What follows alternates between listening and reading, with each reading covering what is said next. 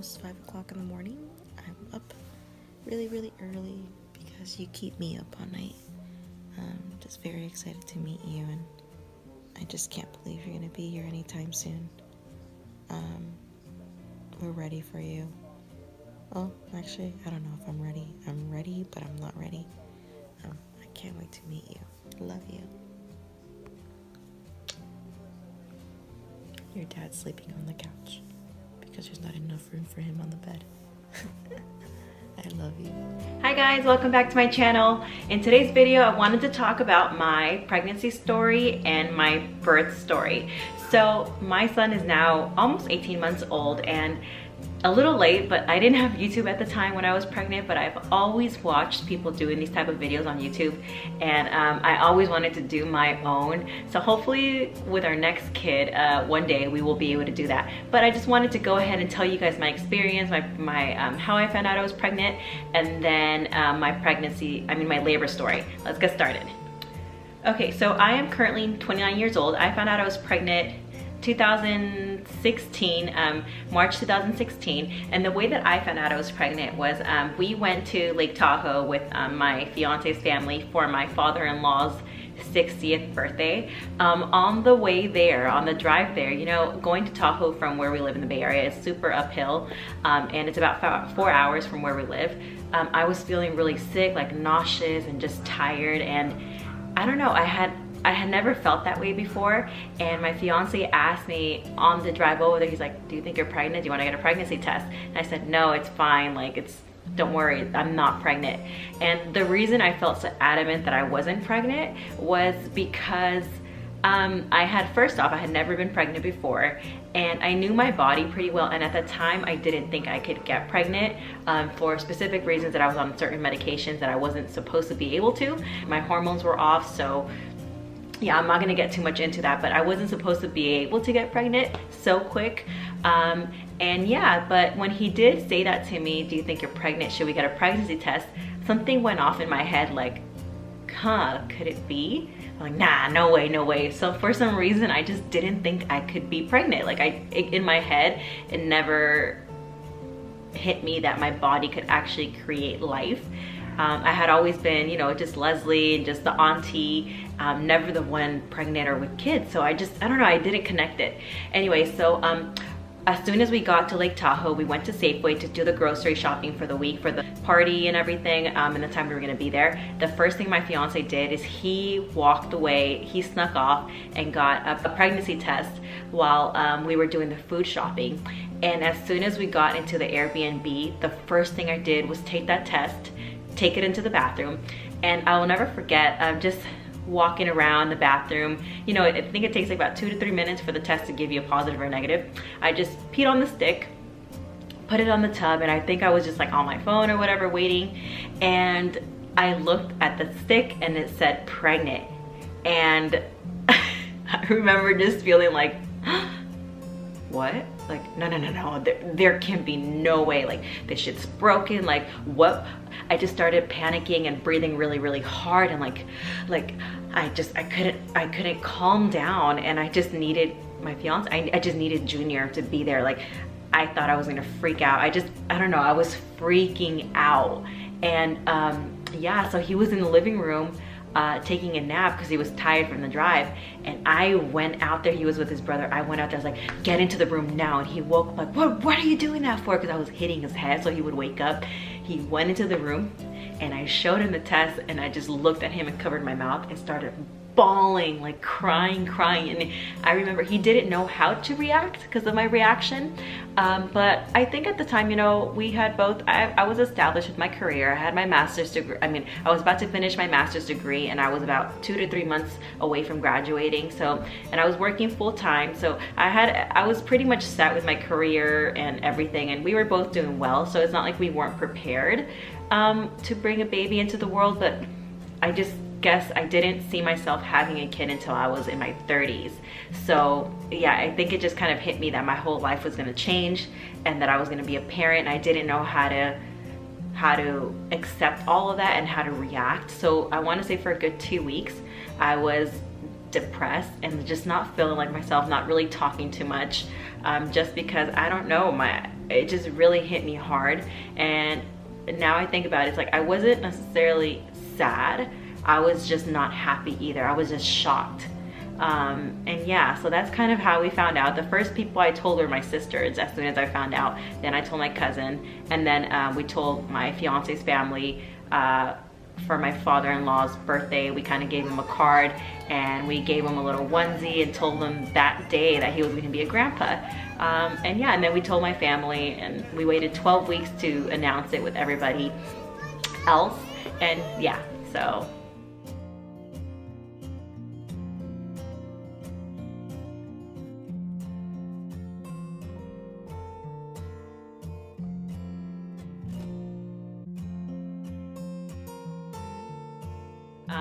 months later, it was November 15th. It was the first false alarm that I was going into labor. I was about 3 days past my due date when I gave birth. So I was due November 13th. I gave birth November 16th. On November 14th, I was really like, okay, the baby's gonna be here any day. And I tried to get any sign that I was going into labor. The first sign was that I got like the bloody show is what they call it.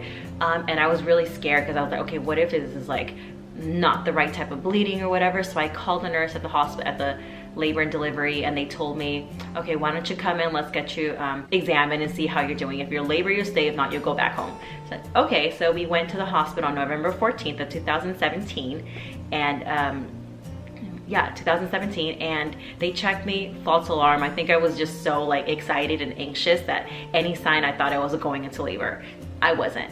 They sent me back home, and then on November 15th at 12 a.m., my contractions started. So November 15th, 12 a.m., like right on the dot, my contractions started. They were very irregular. They were not painful. I could just feel tightness, kind of like a cramp feeling, but I could still talk through them.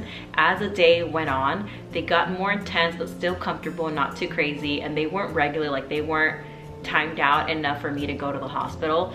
Some were like 6 minutes apart, then it'd be like 5 minutes, and it'd be like 10 minutes, and it'd be like 15 minutes, and back to 6 minutes. So I wasn't really worried. I was still really, really comfortable. So I was at home. What I did was just be like on the bouncy, on the yoga ball, just bouncing around, rolling around, lots of walking, and just hanging out at home. It wasn't until around 2:30 in the afternoon on November 15th that my contractions started to get more regular and more spaced out evenly. I want to say it was about 6 to 8 minutes apart, and yeah, so I was at home. Contractions got a lot stronger, still bearable, and I can still talk through them. Like when I was in a contraction, I just had to like be quiet, just like hold on to my fiance and just kind of like relax. And as soon as the contraction was over, I was like chilling. It was cool. I was fine. I can talk, I could still joke around. But when the contractions were going, I just like, I need everybody to be quiet, to just like focus, because it wasn't that it was so painful. I can't even explain the feeling. It's like a tightness from your back to your stomach, like a really, really bad period cramp is what it felt like. So now it's 8:30 p.m. and my contractions were a lot stronger.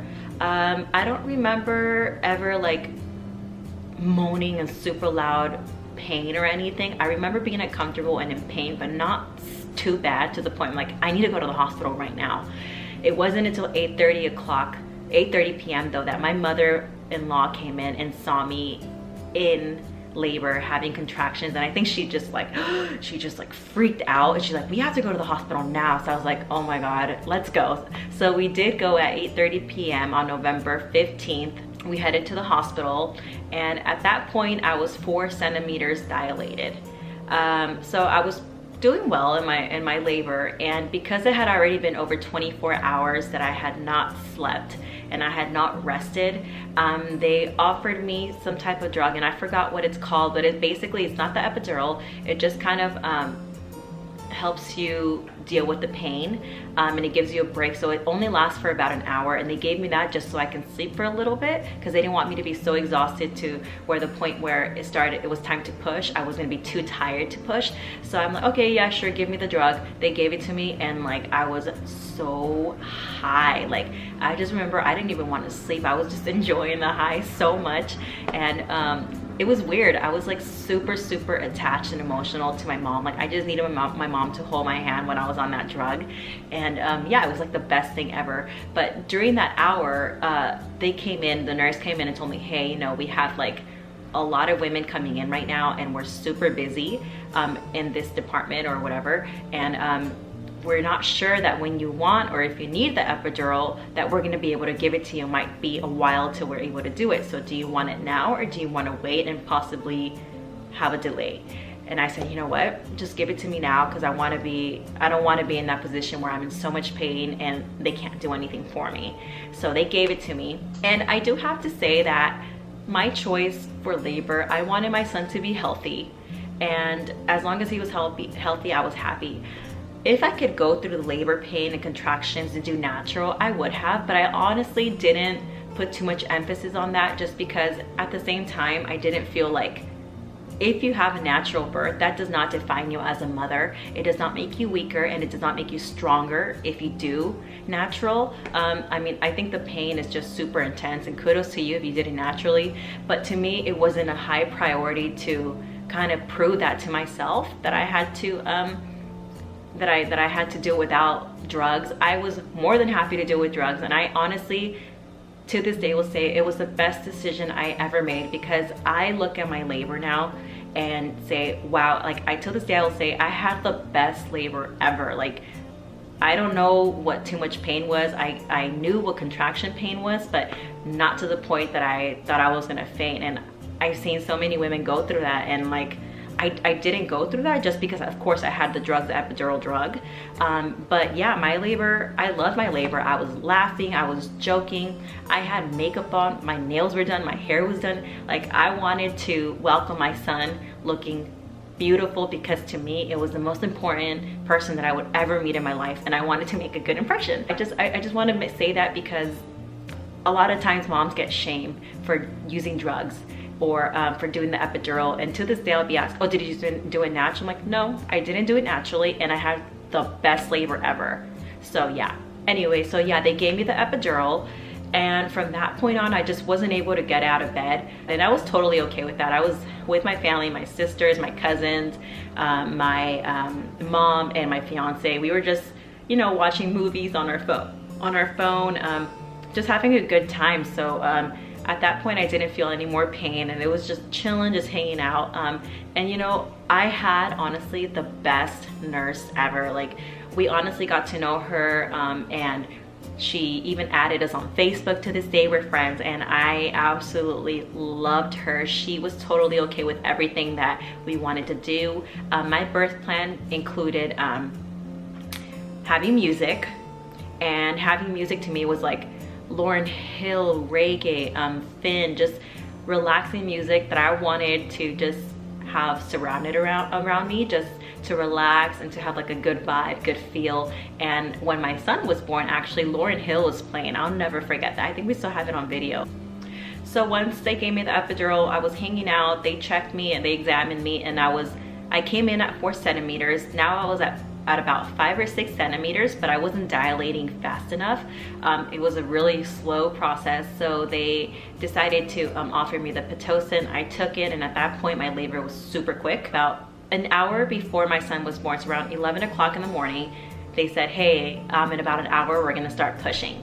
At that point I told my family, hey guys, you know, when it's time to push, I need everybody out of the room.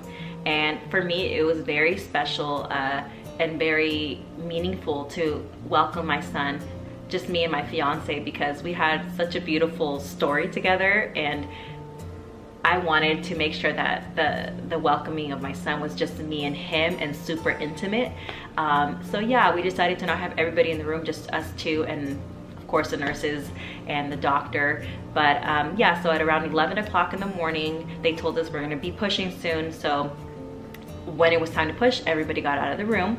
And I remember I had like a dry cough at that time, and it just wouldn't go away. So they decided to offer me to give me some Robitussin. It didn't really help, but when it came time to pushing, I just kept coughing and coughing and coughing. And every time I would push, I would have to drink, like I literally was in the pushing position, right? And my fiance was holding my hand or whatnot, holding my foot.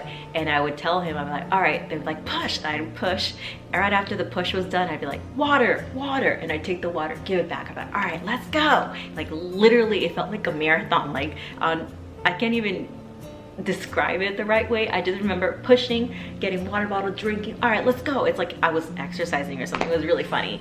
But anyway, so yeah, I pushed a total of 36 minutes. After 36 minutes, my son was born.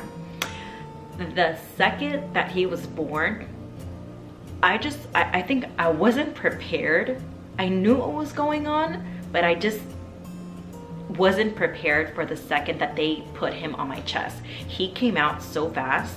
And as soon as they came out, they put him on my chest. And at that point, I just wanted to be like, wait, I'm not ready. I'm not ready. Like, it was too fast. They put it on me so fast, and he was slippery, and like, he was so tiny. I didn't know what to do. Like, I had never had a baby before, that little. Of course, I've seen newborns and met newborns, but to put him on my chest like that, like, it was just, I don't know. I didn't even know how to feel. I think it was a mix of like shock and just like amazement and like, whoa, like that really just came out of me, like that's mine. I couldn't connect it.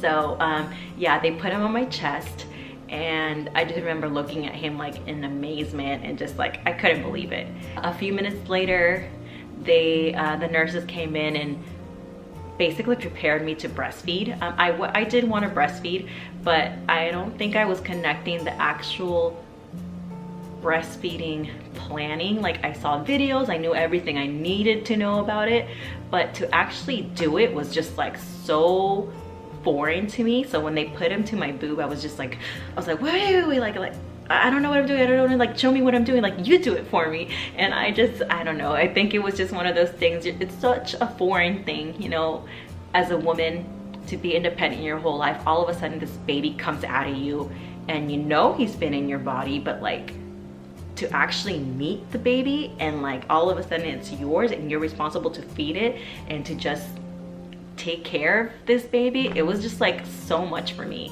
That night when everybody left, I secretly wanted to scream out, please don't leave us, please don't leave us, just because I was so scared. Like, I was so scared to change this little baby's diaper or to feed him. Like, even though the nurses were there, I was really freaked out. The next day, I think it finally hit me in the morning. It was in the morning, my son was dressed and in his first newborn outfit, and I just remember being so emotional, so overwhelmed. It like, everything hit me that this baby, this beautiful baby boy that was born healthy and perfect, was mine. And it was a feeling of gratitude, of overwhelming love, of exhaustion, of anxiety, of like so many mixed emotions, and just everything your body goes through. Like, you're not yourself at that point, right? Postpartum, right after having a baby. And I just broke down in tears with my cousin, my little cousin. Nobody saw this but her. And yeah, I think at that point it was like, okay, this is really happening. Like, this baby's really mine. And I loved him, and I was like obsessed ever since. So we were supposed to stay in the hospital for 2 nights, but after one night, me and baby were doing well. We were both healthy, doing great, recovering well. And at that point, I wanted to go home. So we did ask to go home one day early, and we were able to. So we were only in the hospital for 1 night and then went home. Anyways, I really hope that you guys enjoyed today's video. My pregnancy, how I found out I was pregnant, and then my labor story. Thank you guys so much for watching. If you guys like this video, please give it a thumbs up, subscribe, and click on the little bell so you get notified when I post videos. I do this every Tuesday and Friday. Thank you guys. See you guys next time. Bye.